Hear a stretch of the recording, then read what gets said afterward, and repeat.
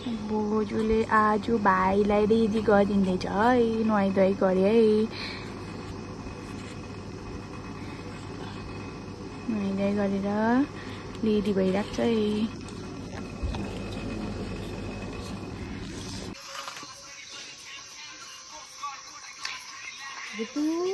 High guys, आज चाहिँ हामी घर फर्केको।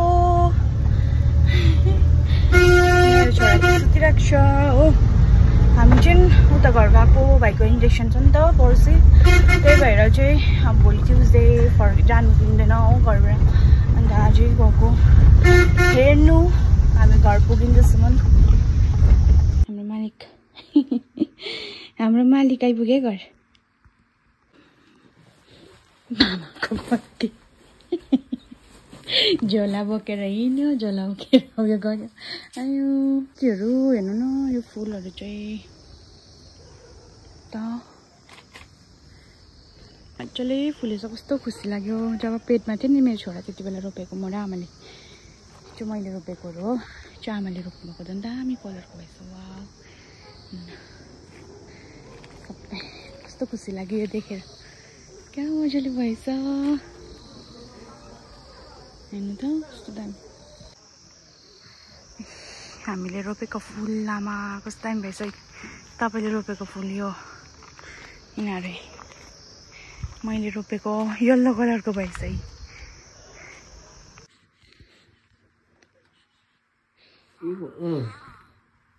मेरो छोराको चाहिँ स्ट्रोलर,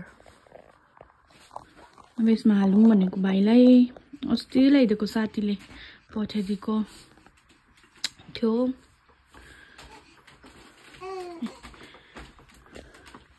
चाहिँ यो स्ट्रोलरमा हाल्न चाहिँ कोही मान्छे कि मान्दैन, कति नानीहरू चाहिँ मान्दैन नि त। यो चाहिँ मेरो साथी प्रतिष्ठाले अस्ति ल्याइदिएको अन्त पनि पठाइदिएको हो त्यसले बिचराले।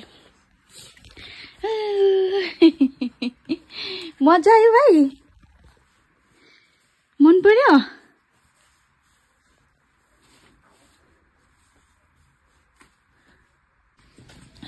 दादाले चाहिँ मजाले रेडी गरेर पनि राखिरहेको रहेछ नि त।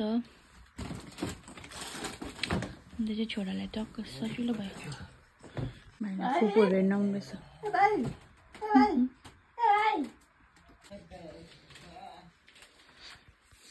आप्पाको कामै यही होला अब चाहिँ। यसरी बरुभन्दा यसरी सुताउनु पो सजिलो हुने रहेछ है बेबी। दुध खुवाएर क्या, दुध खुवाएर है। अलिक बेसी ठाडो भने त अलिक कम त्यतिको चाहिँ हुन्छ होला।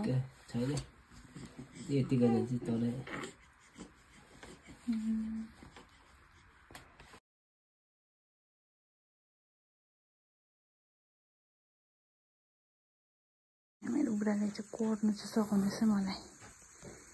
यतिको चाहिँ हुनु पर्यो नि बुढा भएपछि, होइन बुढा? के भन्नुहुन्छ?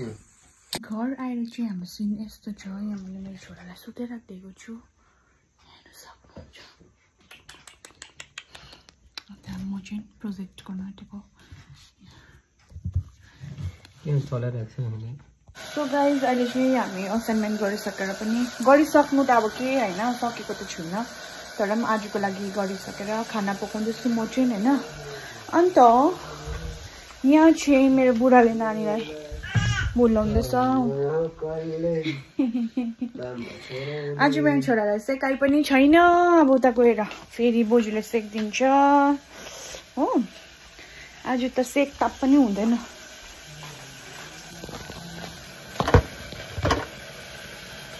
म चाहिँ भत्ताभत खाना पकाउँदैछु हो।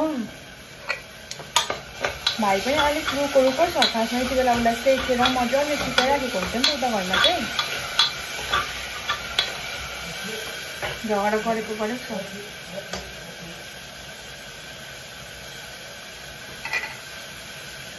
हेलो, अब चाहिँ म पार्सल अनबक्स गर्न आँटेको फ्रम मिसो हो। Actually already open by my husband, but मैले चाहिँ अहिले हेरेको छु।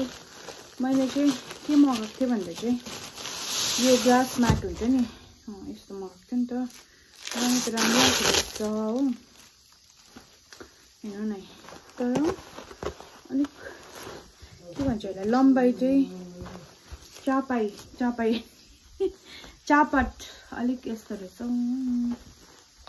के हो मेरो त कपालहरु हमेशा कम्प्लेन गर्नु परिराखेको है कपाल चाहिँ यस्तै छ यहाँ छेउछाउमा चाहिँ यस्तो रहेछ यहाँ चाहिँ राम्रो रहेछ छेउछाउमा चाहिँ सिटी लागेको फेरि हेर न यति नै बेला यो सिटी लाग्यो भने यति नै बेला लाग्यो भने साह्रै छेउको पो रहेछ त यतिको त रहेछ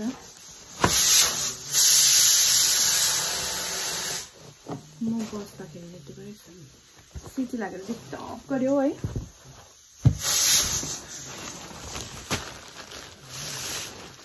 यसो चाहिँ मैले दुईटा मगाएको थिएँ बाहिरको लागि मगाएको हुन्छ कि हुँदैन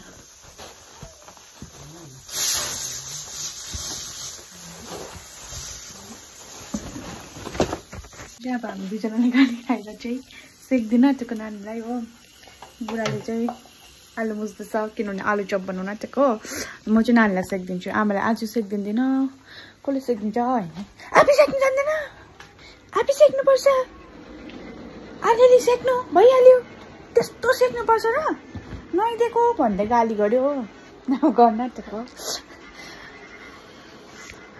विशालले फोन राखिरहेको छ नानीलाई सेक्दिएन भनेर आमाले अन्त सेक्दिन आँटेको अब सेकेर त भिडियो पठाइदिन्छु बोजूलाई दिव्यान्सको बोजूलाई भिडियो पठाइदिन्छु अब म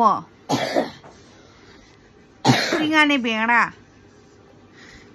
भेडा इन द हाउस यस दिव्यान्स भन सिंगाने भेडा भनिदेऊ छोरा चाहिँ हुनु चाहिँ उसलाई मैले त्यहाँनिर हट ब्याग पनि राखिराखेको छु डारमा अलिक पनि तातो होस् भनेर बोल्ने भइसक्यो मेरो छोरा बोल्ने पनि भइसक्यो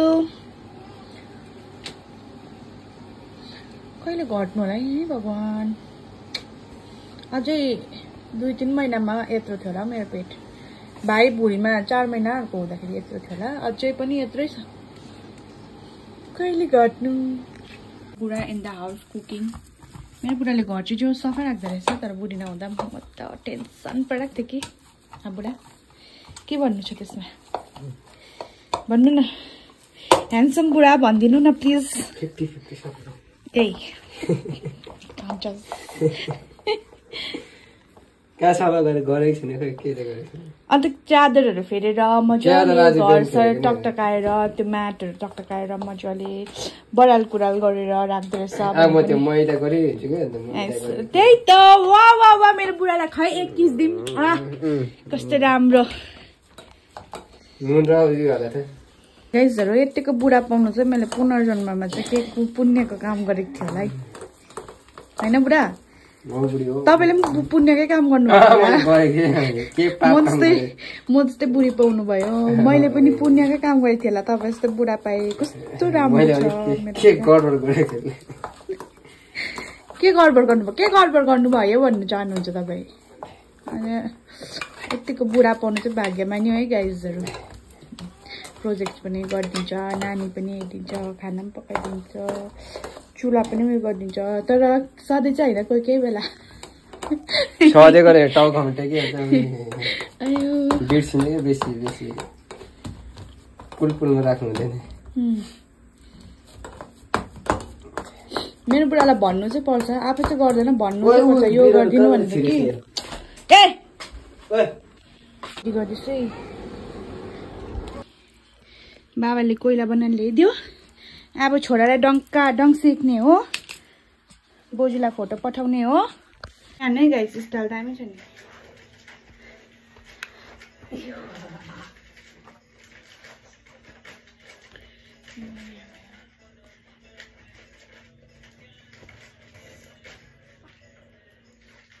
किन हाँसेको काले लाटा जस्तै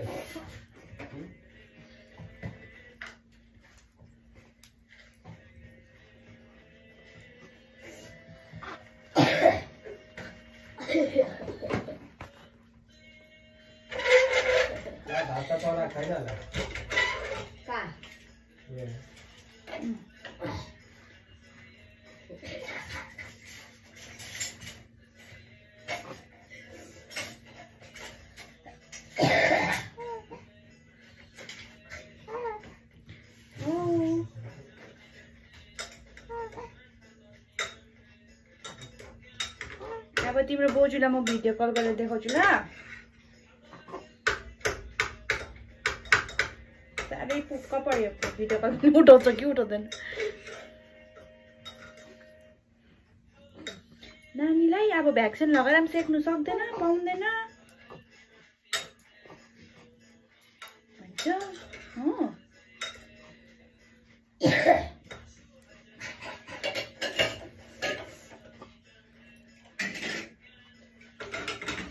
ल अहिले देखाउँछु ल गाइजहरु ल सफल दादाले पनि खुट्टा सेक्छ अब सफल दादा खोकी लागिरहेछ खुट्टा सेक्नु भनेको हो भाइको ढुकुर पनि सेक्नुपर्छ अबुई सुसु गर्छ के हो सुसु गर्छ के हो ढुकुले चुचु गर्छ के हो म चाहिँ छोरालाई सेकिदिँदैछु है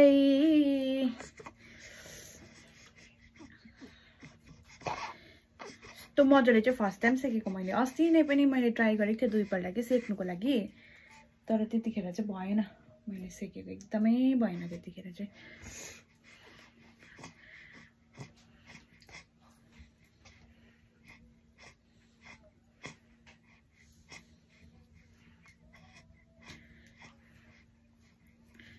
तातो बनाएर चाहिँ यो लगाइदिहाल्नुपर्छ नि त मजा अहिले चाहिँ आमाले सिकायो नि त अलिक सेक्नु यसरी भनेर आमाले चाहिँ काखमै राखेर सेक्नुहुन्छ कि तर मलाई चाहिँ डर लाग्छ बुई पुरा चल्छ नि त ऊ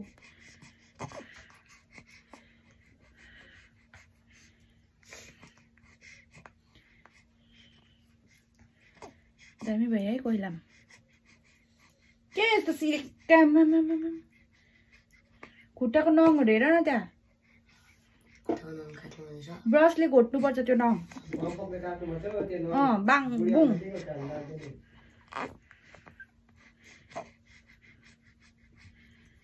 खै त बोजूहरू त अघि त्यो चाबी जाँदाखेरि नै एकछिन बस्दा हामी आधी घन्टातिर आइपुग्यो ए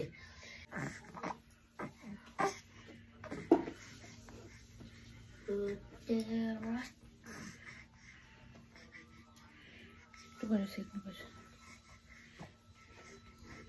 ए भन्नुभयो खुट्टा सेक्नु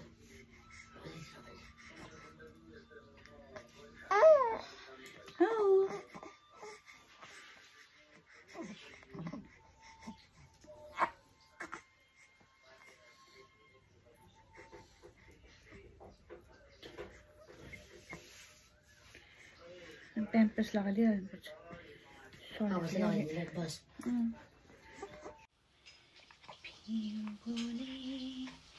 होली होली पियो बोले जमीना दिल की जो बातें जो दिल की है अहिले चाहिँ यहाँ मेरो छोरासँग बसिरहेको छु नि त रुनु रुनु खोज्छ फेरि हाँस्छ हो लुनु लुनु खोज्छ आपाले चाहिँ भित्र चप बनाउनु हुँदैछ हो अन्त हामी दुईजना चाहिँ यहाँनिर बसिरहेको छु चप पर्खेर भन न आपा हामी चप पर्खेर बसिरहेको छु भन न